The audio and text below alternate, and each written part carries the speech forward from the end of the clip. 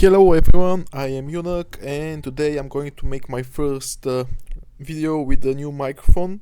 I hope it sounds much better now. And today this video will be from one of my favorite YouTuber and critical movie critical drinker. Please subscribe to his channel is great, I find it really awesome. Also, before we started, subscribe to my channel, like the video, leave a comment and enjoy it. So, let's start the video. This video is the dumbest battle in the Middle-earth, an analysis. One thing I'll say about Rings of Power is that it keeps finding new and creative ways to destroy my faith in modern entertainment, and I think the best example of this is the latest episode, Doomed to Die, which is kind of an ironic title when you think about it because it pretty much describes the show's chances of success, but whatever. On the face of it, this episode should be the one time when Rings of Power finally gets to excel. Yeah, maybe it's not so hot when it comes to dialogue, character development, story progression, spatial awareness, world building, logic, reason, acting, costumes or set design, but surely to goodness with all the money they have at their disposal. Does it something else left after all that? That show is so bad. I'm planning to make it a series and watching every episode and comment on it. So keep watching. They can at least take a couple of CGI armies and bash them against each other in something that vaguely resembles an exciting battle. You'd think so, wouldn't you? Yeah, that should be the easiest thing. Everyone likes big crashes of armies, and if CGI is done correctly, they actually looks amazing. But as I hear, they failed even that in that show. Instead, what we got was a confused, boring, tedious, laughably incoherent mess of disconnected events and desperate member berries that went on forever, had no clear sense of progression or overall stakes, and generally squandered what should have been the show's greatest opportunity to shine. Honestly, how can you fuck up something as simple as this? Anyway, because I'm all about making the world a better place, one drunken rant at a time, I thought it might be interesting to compare and contrast this on-screen battle with one that actually worked well. In this case, the Battle of Helm's Deep from the Two Towers. Why exactly did I choose that one? Well, one, because it's fucking awesome, but two... Yeah, if you didn't watch it, I strongly recommend you to watch the Lord of the Rings trilogy. Easily one of the greatest movies ever made. Because the general setup and disposition of both battles is broadly similar. In both cases, a limited number of defenders have to hold a fortified position against a superior orc army throughout the night until reinforcements can arrive the following morning to relieve them. The difference though is in the execution, and this is where one becomes a tense, action-packed and extremely well-paced conflict that brings the dramatic tension to a perfect climax. Yes! Before ending with a big emotional payoff, and the other one becomes doomed to die. So what exactly makes Helm's Deep such a good battle? Well, in my humble opinion, in order for a battle to work effectively, it needs to deliver three main elements. 1. A logical battlefield that the audience can easily track. 2. Understandable objectives for both sides. 3. A clear, logical sense of progression. Sounds easy, right? Well, let's run this. It doesn't sound like math for geniuses, right? Up against Helm's Deep and see how it measures up. First of all, we need a logical battlefield to work on. The fortress of Helm's Deep is located at the end of a steep valley, meaning there's only one way for an enemy to assault the place, and the two towers make sure that we get a good view of the fortifications well in advance so that we know the layout of the place pretty effectively. There's the curtain wall with an open space behind it where the bulk of the defenders can assemble, the main fortress with its gate and approach ramp where they can fall back to if the walls get breached, and finally the citadel where they can make their last stand if the shit really hits the fan. It's logical. Damn, I'm only by watching these scenes and they make me want to watch the whole movie again. Easy to follow and map out in your head and has obvious layers of defense that anyone can understand. Then there's part 2, objectives. Well, again, this one's simple enough. The defenders know that Gandalf has gone to round up reinforcements to relieve the siege and promises to return by dawn the following day. So their objective is basically just to hold out until he gets there. The orcs, on the other hand, have an equally simple objective: break into the fortress and kill everything that they see. Every action that they take is oriented towards that goal. Lastly, there's number 3, the idea of progression. A good on-screen battle should have an ebb and flow to it. Throughout the battle, the audience should have a good sense of which side is winning and losing, which army is in a stronger position, and what each little victory or loss means to the overall battlefields. Helm's Deep absolutely excels at this, because we know right from the start that the defenders are badly outnumbered, and their only real hope is the fortifications that stand between them and the massive orc army bearing down on them. As a result, the defensive walls must be held at all costs, and from the orc point of view, they have to be overcome at all costs. So the orcs assault the walls, try to scale them with ladders, the defenders hold them off for a while before the orcs breach the wall with explosives. Holy shit, that's something that nobody accounted for. Yeah. Now the orcs are inside the walls. Cool the defenders counterattack them and drive them back at great cost, but there's too many to hold off for long, forcing them to fall back inside the fortress. Now their defensive power has been weakened because most of their archers are dead.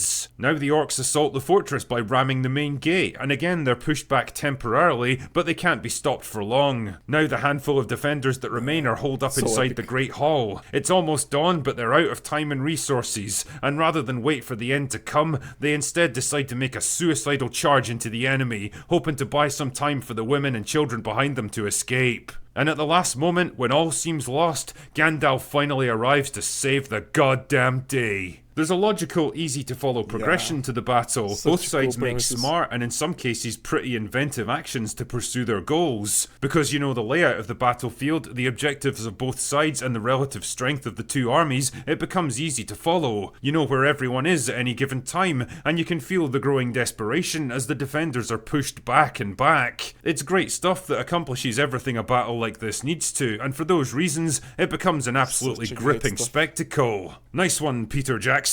Now let's consider the Battle of Do you know that Peter Jackson takes small roles in the movie? Like the one that he's eating a carrot, that's actually Peter Jackson. Region in the Rings of Power. First up, what's the layout of the battlefield? Well, straight away we're getting into kind of murky territory because the full geography of Why in the old new movies there is always this murky picture? It's always dark and you cannot see shit. In Helm's Deep it's also dark, but you can see the two armies, the main heroes and everything else. In the new films and shows it's fucking so annoying. Nothing you can see. Just like in the Game of Thrones that with the battle with the undead. Then it was absolutely impossible to see absolutely shit. Of the area is never really depicted. As best I can tell, you've got the city with a defensive wall and a river that surrounds it on two sides, but then there's mountains and forests and stuff behind it. Are there walls there too? I don't know. Could the orcs theoretically assault from that direction? Maybe. We'll never really know. The orc army itself is positioned roughly in the forest on the other side of the river, which creates a visual problem for the viewer because there's no sense of the size and disposition of the opposing forces. Are there lots of orcs there? I guess so, because they'd have to know they're assaulting a major city, but we never get to see the full army out in the open, so I've got no real idea. I don't know how much of a threat this army actually poses to the defenders. And on that subject, I don't actually know how many elves are defending Eregion either, because they're never shown in their totality, but so there was never a shot that of a huge army, how huge the army was actually. Neither the elves nor the orcs. So that's all the people want to see. Some huge armies. How hard is to press Ctrl C and Ctrl V on some orcs and on some elven CGI character that they create. Damn. Who the fuck made these movies nowadays? considering it's one of their biggest and most important cities, I'd have to assume there's a pretty strong force deployed there. The upshot is that compared to the small group of old men and boys defending Helm's Deep, there's none of the tension and dread we experienced at that battle, because all we have so far are two armies of unknown size facing off against each other. And it gets even more complicated when Elrond and his army arrive by cavalry to assault the orcs from behind, which should be an absolute disaster for them, but instead it becomes just another component of an increasingly confused battle when they get stopped in their tracks by the appearance of Galadriel as a hostage. And this is where we're getting into Really? Entire battle is stopped by some hostage. What the fuck?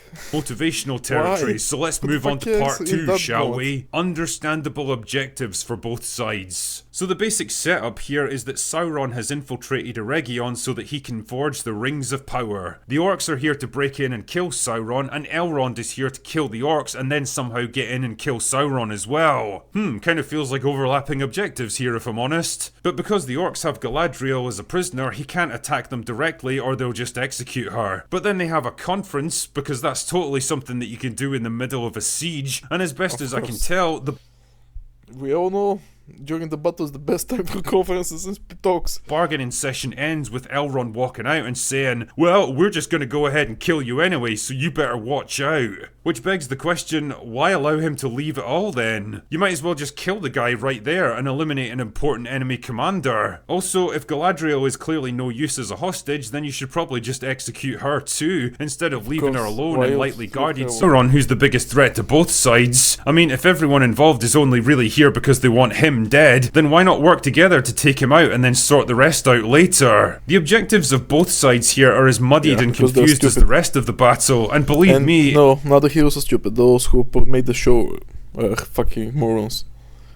it only gets worse from here. Which brings me on to part 3, a logical sense of progression. As I said earlier, the objective for Adar and the orcs is to fight their way inside Eregion so they can find Sauron and kill the shit out of him. To do that, they have to cross the river, breach the walls, and fight their way through the city until they can get to him. And this is where I pretty much lost what's left of my sanity, because in order to cross the river, they decide to bombard the mountains nearby with trebuchets, which causes them to collapse and block the river, instantly turning it into an open field that they can easily move infantry and siege engines across. Oh my Mountains do not work like this. It would be like me punching an oak tree with my bare fists and expecting it to collapse.